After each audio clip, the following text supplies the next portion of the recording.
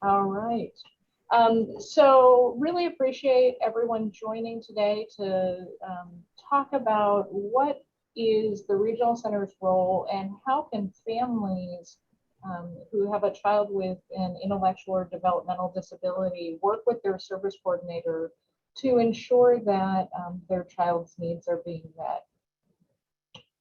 So we just have a little bit of time together today, but we're going to try to cram a whole bunch of stuff in our few minutes together. I'm hoping to cover the role of the service coordinator in serving you and your family and your child, the needs identification in the regional center system, what does that process look like, and how to partner with your child's service coordinator. So first, we're going to cover what is service coordination really. And it's important to understand that the regional center system really is based in family advocacy.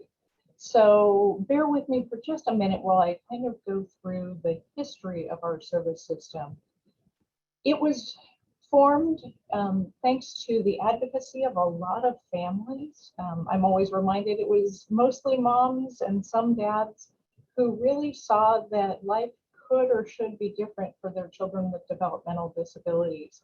Because at that time, the only option available if you had a child with a disability and couldn't support them solely within the family was a state-run institution. So the system was based on the idea that there should be an alternative to institutionalization and that families and children should continue to live together.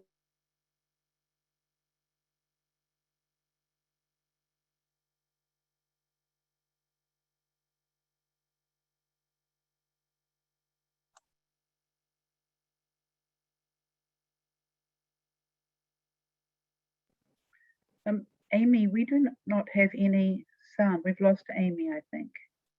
Good morning, Linda. Good morning. Linda, you might need to turn your video off at this point so that we can hear Amy. Can we bring Rachel or Martha? Are you able to bring Amy back on? There you go. Sorry, Amy, we lost you for a little bit. Did the sound come back now? Yes. Sound is back. Yes. Okay. The joys of technology.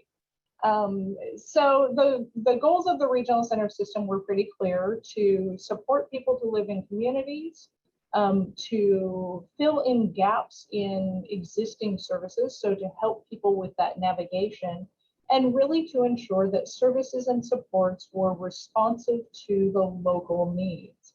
And the way we do that is through having regional centers respond not just to the State Department of Developmental Services, which funds them, but also to a board of directors that's local, and at least 50% of a regional center's board is family members of those served as well as those served themselves.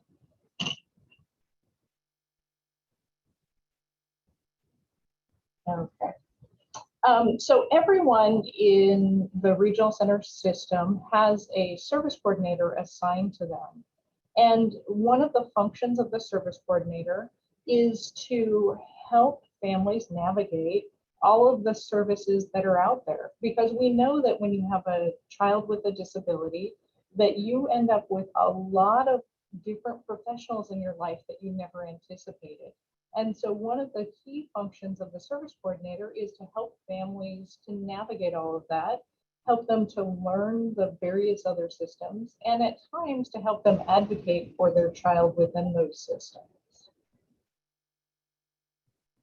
Service coordination is a really challenging job, and it requires a lot of knowledge about different service systems. It requires certain personality traits, such as patience and willingness to really meet people where they're at. And there are a lot of challenges with the system that service coordinators have to navigate and to help those they are supporting to navigate. And it's important to also note that regional centers encompass a broad team of professionals that goes beyond service coordination. So there's clinical staff, there's intake staff, there's community services that also develop services and supports to meet the needs that are identified. And so it's a robust team, even if the person that you see most often is your service coordinator. And just a shameless plug, we do have a graphic included in the slides, but also on ARCA's website that really outlines for you some of the functions of a service coordinator and some of those things that they have to know in order to be effective at their job. So what does service planning look like? One of the big core principles of the what we call the Landry Act, which is the system of laws that supports regional centers. One of the big core principles is individualized planning, but it can be confusing to those who aren't familiar with the process. So just want to spend a little bit of time exploring and explaining in just rough terms what service planning is. And so the title of this slide is From Need to Solution, because that's really the goal, to identify the need and then figure out how we're going to get from where we are today to where we want to get to. So part of that is identifying where are we? What is the need that's being presented? So it may be that for a child with a disability, that today they are not toilet trained. And so we might set a goal that, they'll be independent with toileting. So setting that goal is really the next step. And objectives are things that are smaller pieces of that goal. So between now and the next time we meet with the family in a few months or a year from now, how far down that path have we hoped that the child has gotten? And then we begin to look at what is the need related to this? What are the supports needed to make the difference, to make us more likely to succeed and to get from where we are today to where we want to get to? And then we begin to look at what are resources that are available in the broader community. We know that one of the things that's challenging, as I mentioned, is all of the different agencies that have to be navigated in order for services and supports for your child to all come together. But regional centers were really based on the principle that there are services and supports out there, and that the service coordinator can help you figure out where they are, and can help make referrals to different agencies and help you with advocacy with those agencies, but also the recognition that there are, at the end of the day, still some gaps in services. And regional centers really are designed to fill in those gaps when no other funding source exists. And so really that's the planning process. And then we go back to reviewing the effectiveness of services by looking at how well did the services that were put in place work for you and your family in terms of meeting the identified goals. Oftentimes, it's helpful to think about what makes a good goal. And within the regional center system, but also within education and some other agencies, one acronym to keep in mind is what's called a SMART goal. So we want goals to be specific. We want to ensure that we can measure them, because otherwise, how do we know if we've met the goal or not? That they're attainable. We want to make sure that we're shooting for a target that is realistic, and that's what attainable means. That they're relevant. In some places in the country, there is a requirement that everybody have a goal related to tying shoes, even if that's not the person's individual goal. The person is less likely to achieve that if it's not a relevant goal for them. And so we try really hard to make sure that the goals we put in place are not only things that we can measure, but will make a meaningful difference for you and your child and your family. And then the goals should be time limited. We can continue with poorly drafted goals to work towards the same goal forever. And it's hard to know that if you're making progress. So it really is about figuring out where are we, where do we want to get to, and really the why behind why we want to get there, and then how do we measure the effectiveness of service. Person-centered planning is really at the core of this. In California, person-centered planning, or some version of it, has been in our statutes, our laws that govern regional centers since the 90s. But in 2014, the federal government came out with an expectation that regional centers and service agencies across the country really help people with person-centered planning. And while the federal government is not often very articulate, in this case, they surprised just about everyone. And they said a good person-centered plan is one that helps people to balance what's important for them, for health and safety and care and those kinds of things, and what's important to them, those quality of life issues that make life worth living. So how do we build a partnership? First, we need to recognize that the regional center service coordinator is a professional who cares a lot and who is invested in you and your family. But oftentimes relationships with professionals can feel to some, particularly to families, like it's a one-way relationship. And we really want to emphasize that it's not the case here. That really what you bring to the table and what you bring to that relationship is expertise in your family, expertise in your child, and your lived experiences.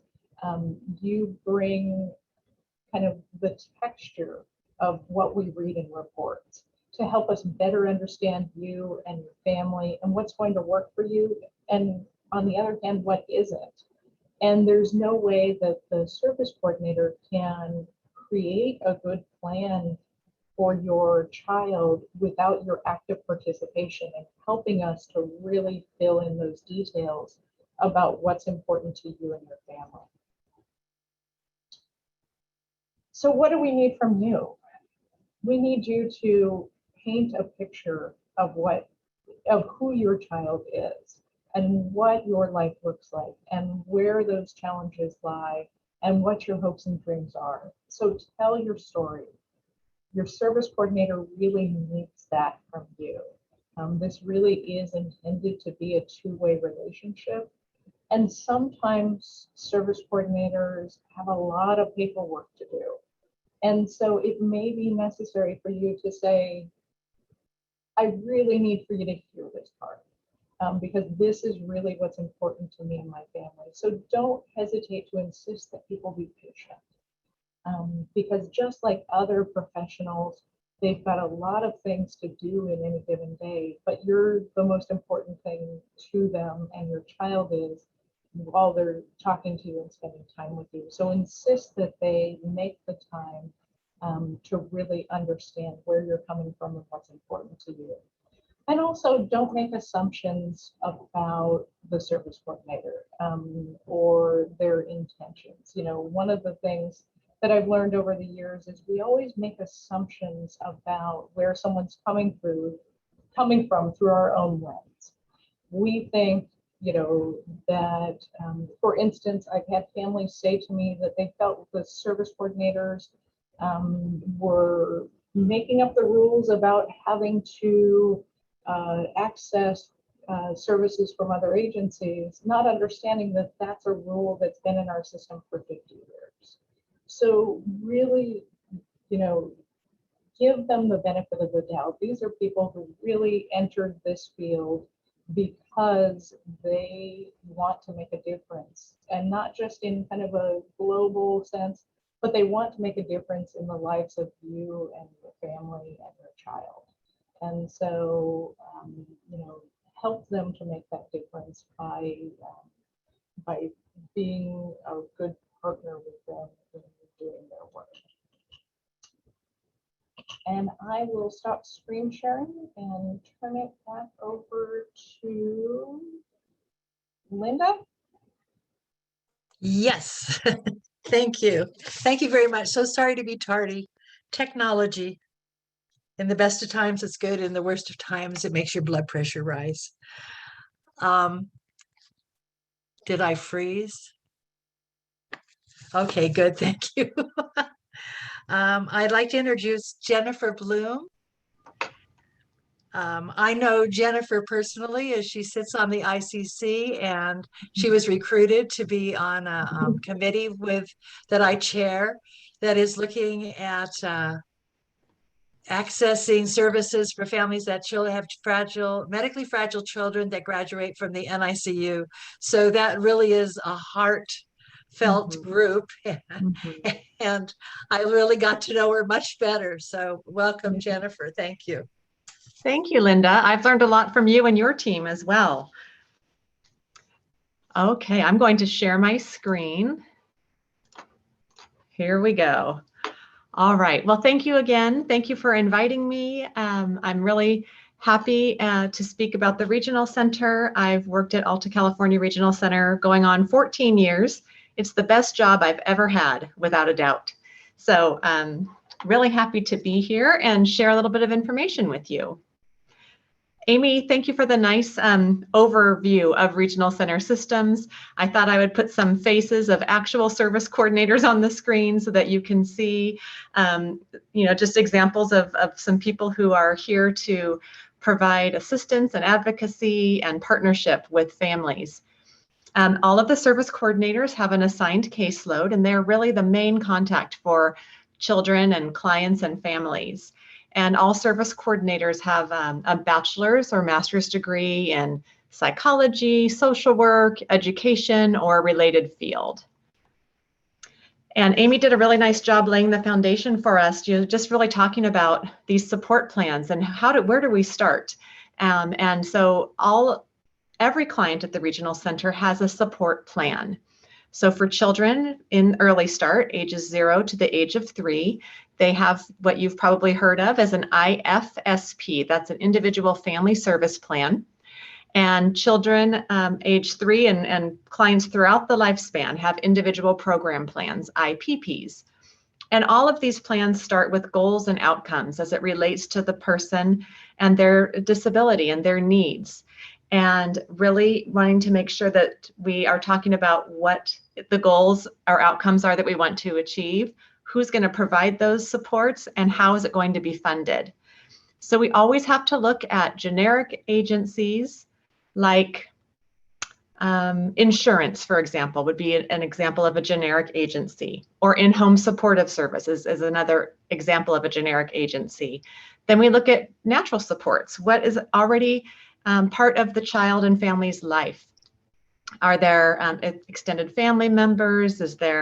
Are there support groups? What's available to help layer in those supports for the family? And then looking at vendor dollars. This says ACRC, that's specific to Alta California Regional Center, but all regional centers have vendors, also known as providers, who are contracted to provide services. This nice infographic I borrowed from Amy and ARCA, and it really displays some of the examples of generic resources, and then again, the services that are offered. So depending on the support that we're looking at to layer in for a client or their family, we always need to see, what of these generic resources apply? Would we be seeking assistance from insurance or Department of Rehabilitation if someone is looking into the possibility of working or having supports at work? California Children's Services is a wonderful option for families, and when children have special health care needs and needs for equipment. So we're just really wanting to make sure that we're accessing all of the generic resources that are available so that we can maximize the supports, and then, as Amy said, fill in the gaps as needed. I'll just go through a little bit about each of the categories of services. So we'll start with the babies and we'll go all the way up to the adults.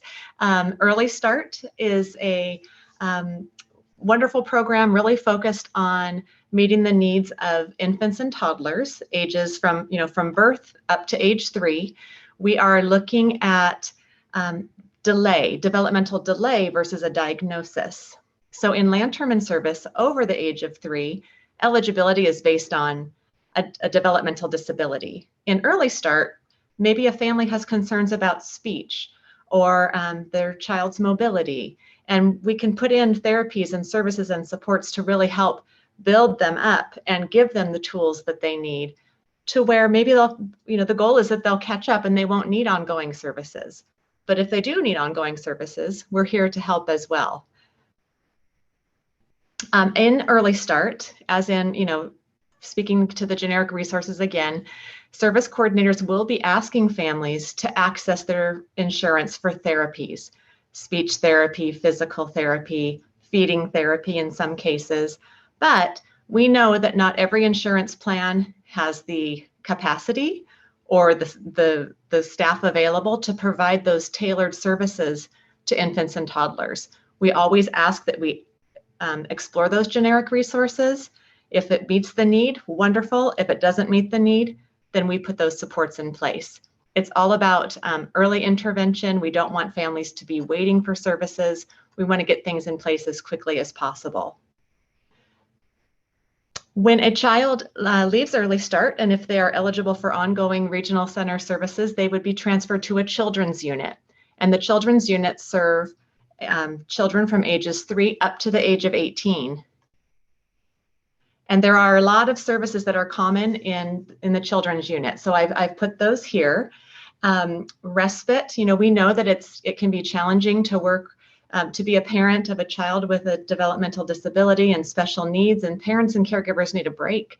So we assess for respite needs. We have a lot of agencies that we work with who are trained to be able to provide support to families and come into the home so that the parent can just get a break. Sometimes families don't even go anywhere. They just might go in the back of the house and take a nap or watch a movie or relax while knowing that someone is caring for their child.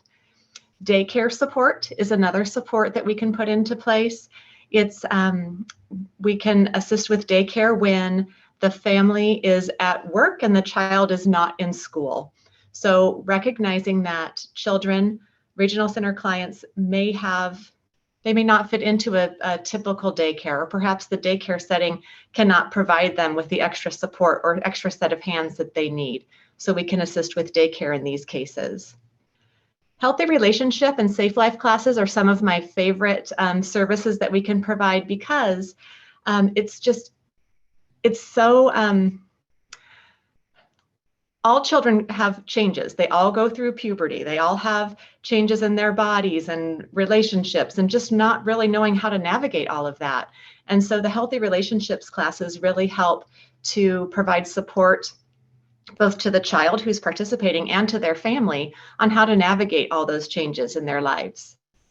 Durable medical equipment, this is near and dear to me. I've seen so many success stories when we're able to assist with durable medical equipment. So maybe a Hoyer lift in the home or a bathroom modification to make that bathtub more accessible to the child who's in a wheelchair so that the parent doesn't have to wrench their back every time or potentially endanger themselves or their child getting them in and out of the bathtub.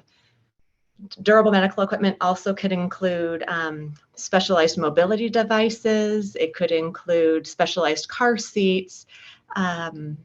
Vehicle modifications is a huge one. I remember when I was a service coordinator and we were able to modify a van for a family, and they took a road trip to Disneyland for the very first time because they could. And I remember they invited me over to see the van, and it was just so satisfying. So I just love being able to help with durable medical equipment. Behavior health treatment encompasses all kinds of services. So you may have heard of social skills training, behavior intervention services, adaptive skills training. Those are all part of behavior health treatment as a whole. So the law does state that all Medi-Cal managed care providers in California must provide behavior health treatment as part of their plan. For private insurance, only clients who have autism will receive behavior health treatment under their private insurance plan. So sometimes there's cases where maybe the child has intellectual disability as their diagnosis. They could use support with behavior health treatment, but their private insurance is not obligated, mandated to provide that service. So the regional center can step in. We can make referrals for assessments, we can help develop plans, and in many cases, we can also assist with co-pays. I always say, when training new service coordinators, that advocacy is really inherent in the role of a service coordinator. We're there to help support the family, help them navigate services. We recognize also that sometimes they may need support above and beyond what we can provide. Service coordinators are not attorneys or legal representatives. So sometimes we lean on the help from Disability Rights California. We might access educational advocacy through one of our family resource centers. We always want to know when a family is needing help navigating, because while we might not know all the answers, we know how to find the answers. So that really goes back to what Amy was saying around, not making assumptions and, really telling your story and letting your service coordinator know what you need and what you're, maybe what you're having difficulty navigating and going through. I know sometimes it's just, parents and caregivers just need someone to go through that journey with them and help them navigate that service. Oh, I should also say, service coordinators love to be invited to IEP meetings at the school. Sometimes, I experienced this as a service coordinator myself, the family would assume that I was invited. And then they would say, why weren't you at my IEP meeting? And I didn't know. So I think it's just important to make sure that loop is closed. If you would like support, to make sure that the school district is aware of who you'd like to have invited. And if your service coordinator can't attend, you could ask them if they could ask someone to attend in their place. Sometimes families really want someone from the regional center there. And if your assigned service coordinator is on vacation, there might be another one who can step in. Maybe the manager can help. So, just tell that extra story so that we can help you get the support that you need. We're really proud to have we have a cultural diversity specialist at our regional center. All regional centers do, actually. And it's really around understanding current disparities in purchase of service. We want to make sure that accessing of services is equitable.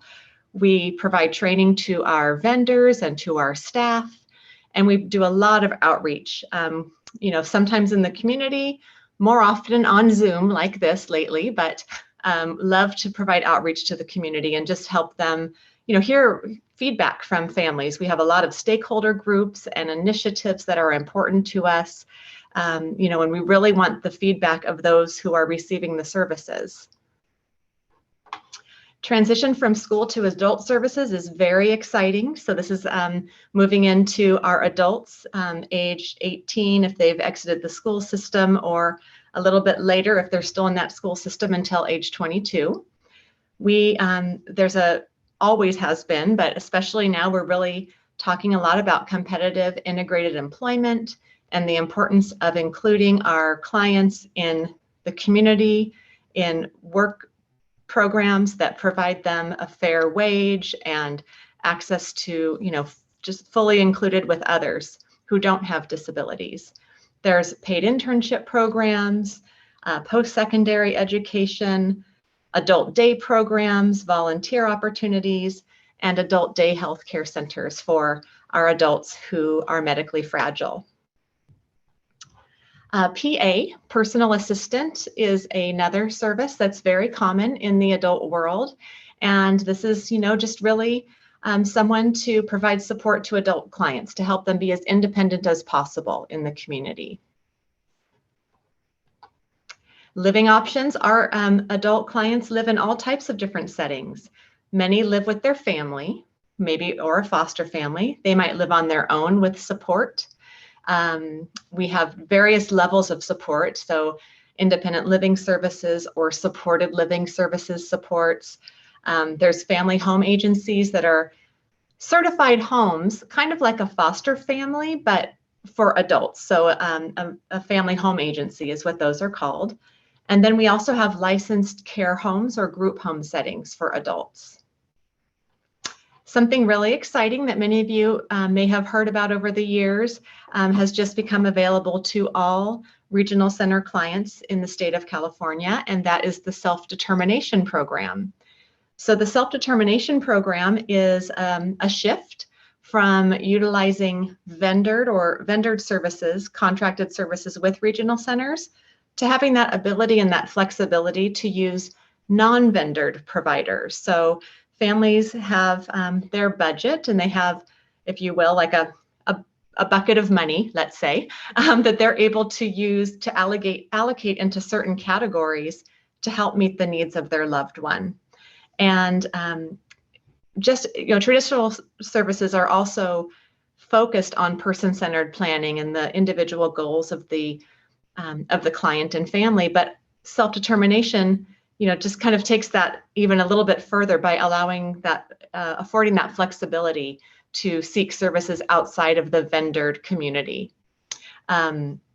There are independent facilitators and person-centered thinking trainers and planners who are part of the self-determination movement. And it's a very positive program for our state. So at our regional center, and I'm sure at others, we're all learning to navigate self-determination. We are getting more interest and momentum, and we're learning and just adjusting every day. So it's been a really wonderful learning experience.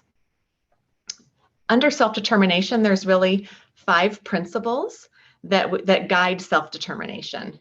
And that is freedom, authority, support, responsibility, and confirmation. So in SDP, it really, the participant in SDP, we call clients participants. So the SDP participant really has a lot more authority over hiring staff, negotiating rates, holding their service providers accountable, and that flexibility to navigate all of those pieces. And that's all I have at the moment. I think we'll have time for questions at the end, and I am happy to pass it back to Linda. Thank you very much. You're welcome. I'd like to introduce Pam. Kerman, I have not met, but I'm glad that she's another parent leader. We'd need more of you out there. She has a 26-year-old young man, as has been a parent advocate with a little a or a big A. I always call myself a parent advocate with a little a. I think that was a capital A you put there. Okay. And for 14 years, and is on the board of directors at San Andreas Regional Center. And I'd like to welcome you. It's great to have the parent perspective, always needed. And somebody that partners with Regional Center is a good model to show folks, because our children will have a lifelong relationship with Regional Center, and we want to keep it there, and we want to keep it positive. So take it away. Thank you very much. So I do have a lot of roles in my life, but certainly the most important is as the parent of Nolan, as Linda mentioned, a 26-year-old young man with autism. So at the beginning, let me pull up my presentation here. So at the beginning of my presentation, I posed the question, how well does your service coordinator know your child? And I'm going to address that in a couple of minutes, but first I want to give you a little bit of background about my son, Nolan. I pulled together some photos of Nolan engaged in different activities and with different people, with family and others, because I really want to show these photos and show the importance of looking at Nolan and other people with developmental disabilities in a holistic perspective, not just looking at their disability, but looking at all aspects of their life. And if I think about my journey with Nolan, he was diagnosed very late at the age of 8. I did manage to get him on an IEP at the age of 4 at the urging of a psychiatrist at Kaiser, and that was for some social communication issues that he had.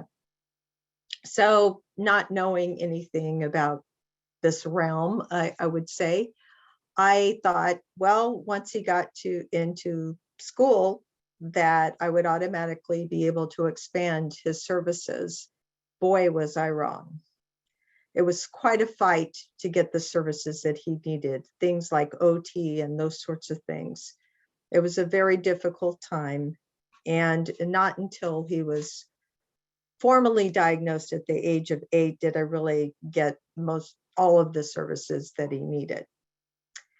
Like other parents who will tell you that their experiences in raising a child with developmental disabilities is always challenging, and it's not a smooth road.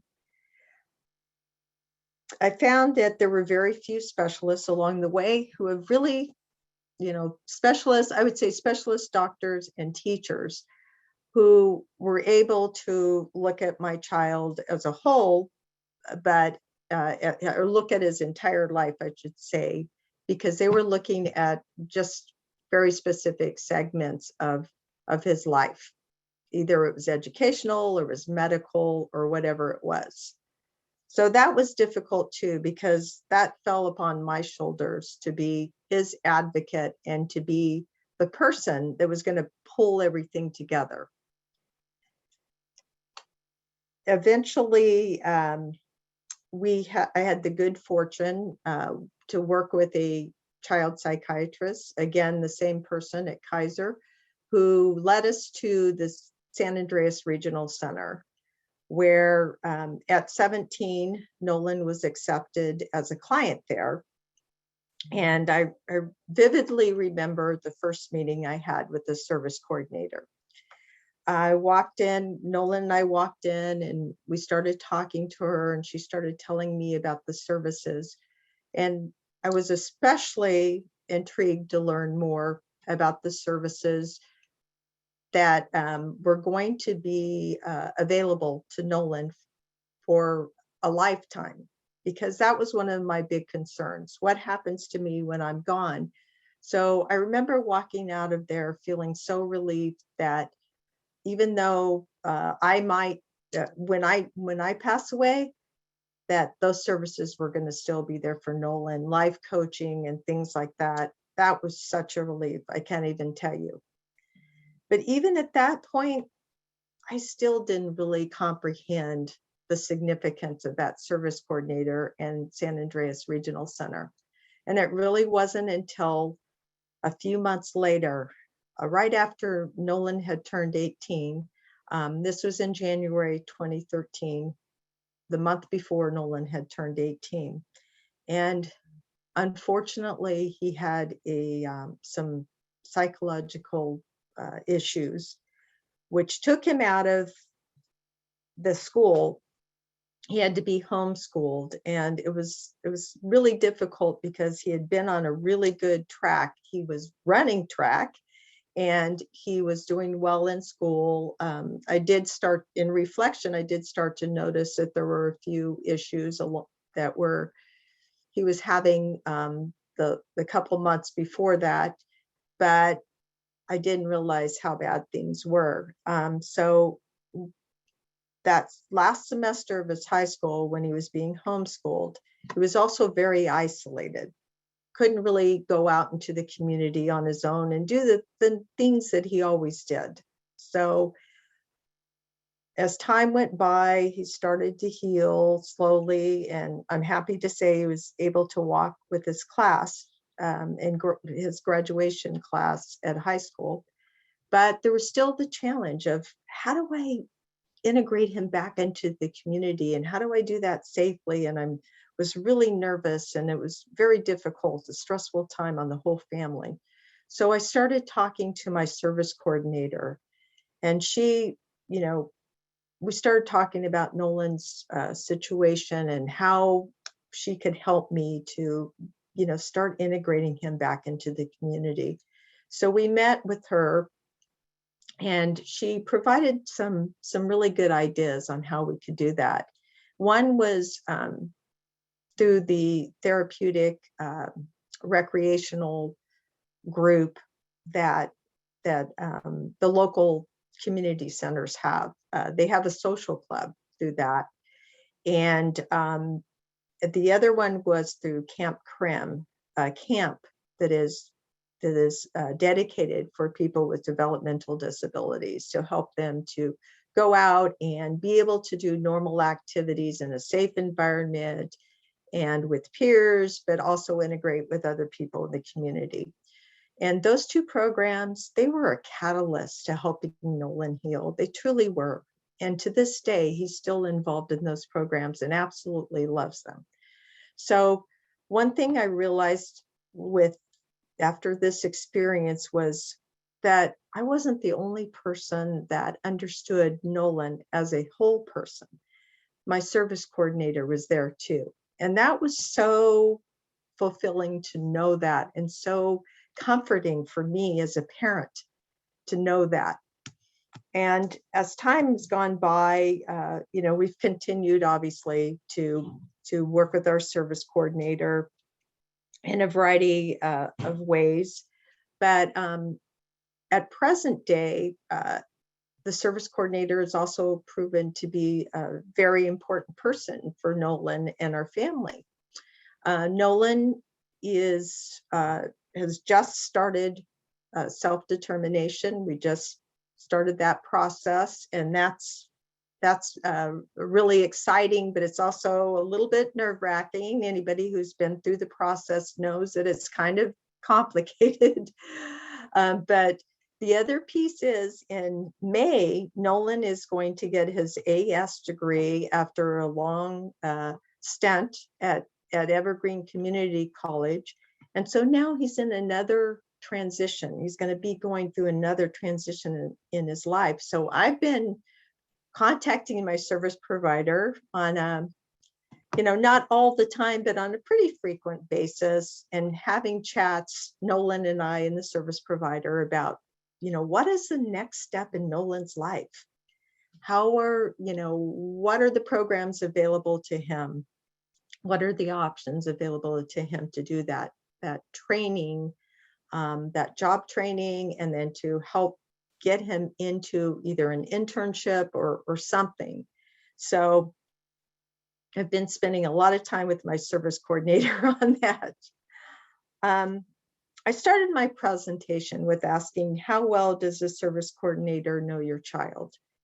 And my message to all of the parents out there is, you know, make sure that your service coordinator attends those IEP meetings, just as Jennifer was talking about earlier. That's really important, because then they get to hear from the other specialists what is going on with your son in other areas of their life.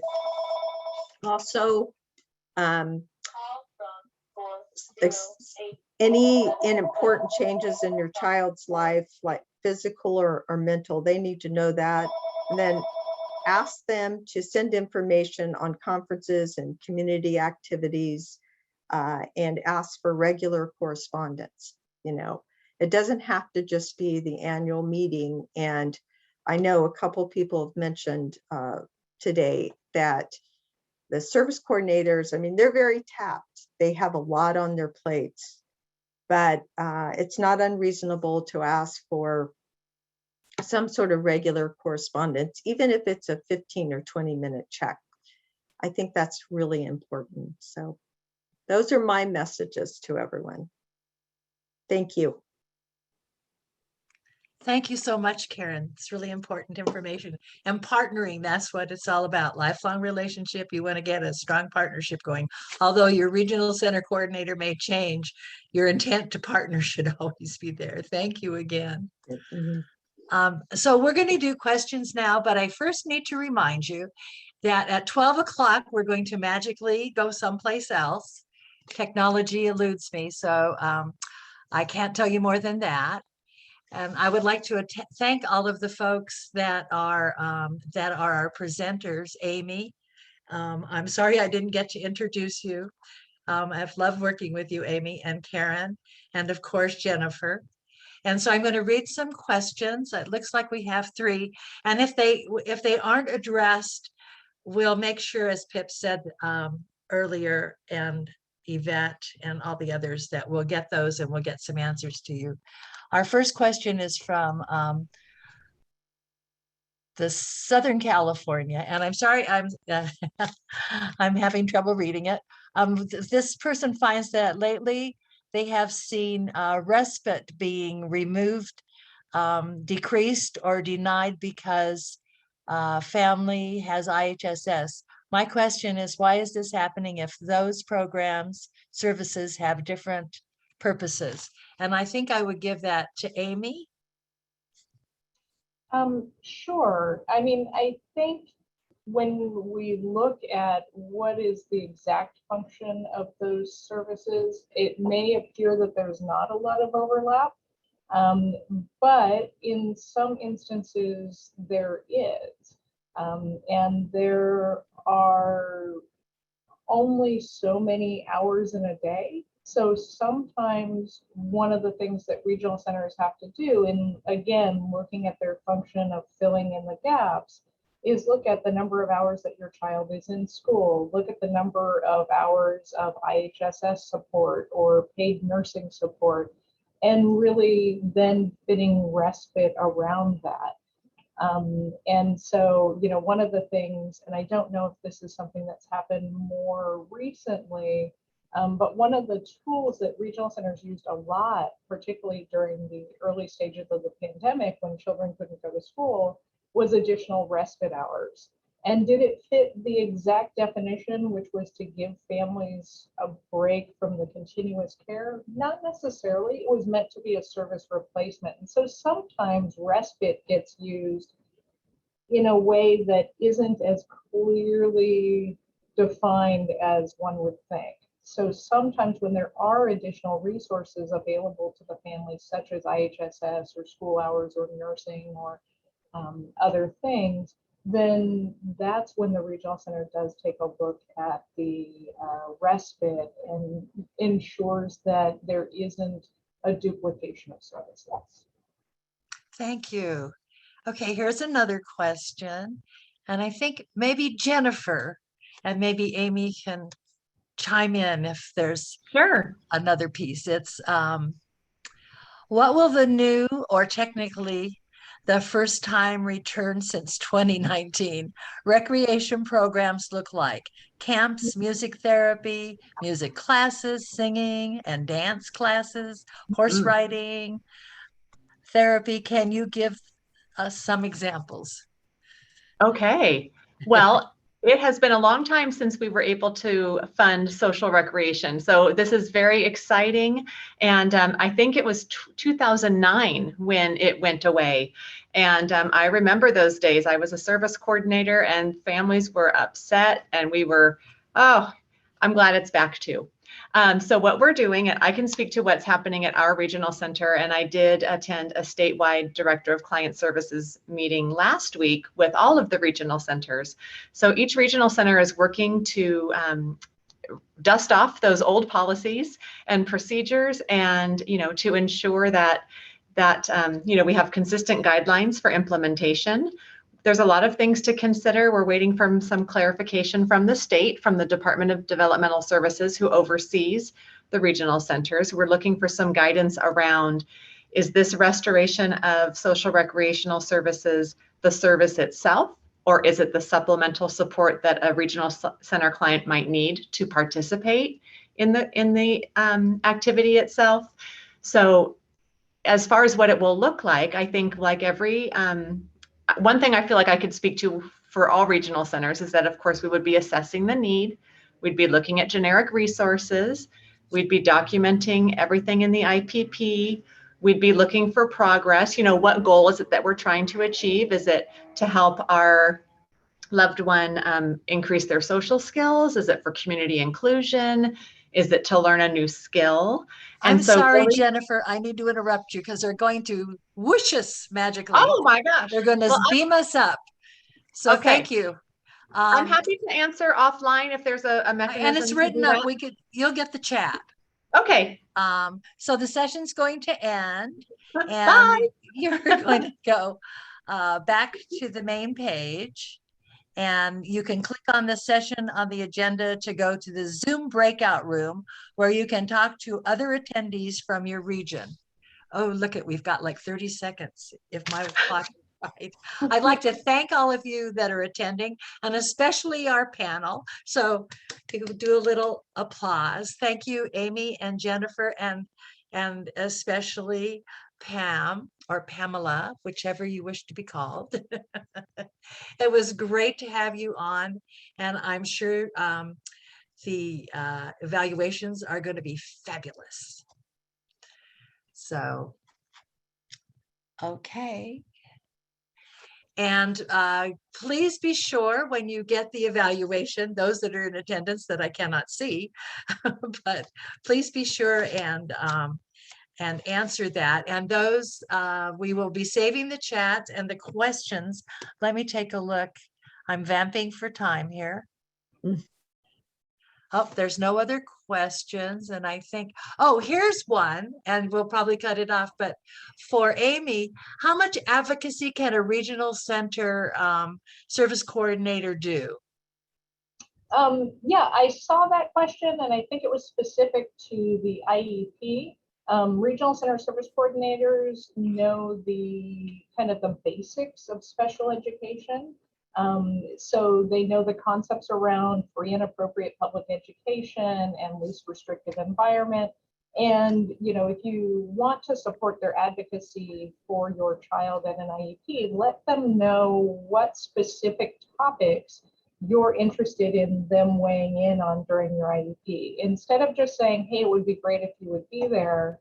I Right. found it most effective when families said, you know, I'm concerned that the occupational therapy being offered isn't enough to meet my child's needs. So that really the service coordinator is best equipped to address the specific issues you're concerned about. That's exactly what I would say, Amy. Very good. Maybe like a pre-meeting before the meeting, you know, what are your concerns? What can I help you with? Even taking like a little brief time out. I had done that before where I felt like the parent was kind of just not certain, or it wasn't going the way we thought, and kind of like ask for 5 minutes to have a little conversation and then come back.